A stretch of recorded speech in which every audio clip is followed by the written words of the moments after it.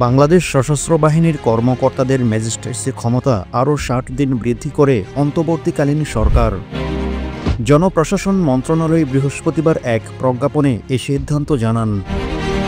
রাষ্ট্রপতির আদেশক্রমে সিনিয়র সহকারী সচিব জেটি প্রো স্বাক্ষরিত প্রজ্ঞাপনে বলা হয়, বাংলাদেশ সশস্ত্র বাহিনীতে কর্মরত সেনাবাহিনীর ক্যাপ্টেন ও তার সমমর্যাদার কমিশনড কর্মকর্তাদের সারা বাংলাদেশে বিশেষ এক্সিকিউটিভ ম্যাজিস্ট্রেট ক্ষমতা অর্পণ করা হলো।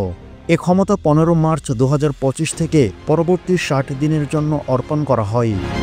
এতে উল্লেখ করা হয়, জনস্বার্থে জারিকৃত এ আদেশ অনতিবিলম্বে কার্যকর করা হবে। প্রজ্ঞাপন অনুযায়ী ফৌজদারি কার্যবিধি ১৮৯৮-এর ৬৪, ৬৫, ৮৩, ৮৪, ৮৬, ৯৫ এবং ২-এর ১০০, ১০৫, ১০৭ উল্লেখিত ধারা অনুযায়ী এ এক্সিকিউটিভ ম্যাজিস্ট্রেট ক্ষমতা দেওয়া হয়। দেশের আইনশৃঙ্খলা পরিস্থিতি নিয়ন্ত্রণে রাখতে এর আগে গত বছরের ১৭ সেপ্টেম্বর সেনা কর্মকর্তাদের ম্যাজিস্ট্রেসি ক্ষমতা দেওয়া হয়।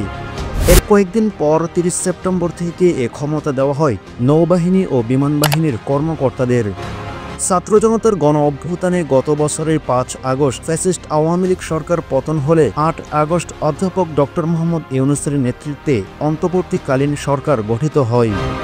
কিন্তু পরিবর্তিত পরিস্থিতিতে দেশে আইনশৃঙ্খলার পরিস্থিতি চরম অবনতি ঘটে। এ অবস্থায় সেনাবাহিনীকে ম্যাজিস্ট্রেসি ক্ষমতা দিয়ে মাঠে নামানো হয়।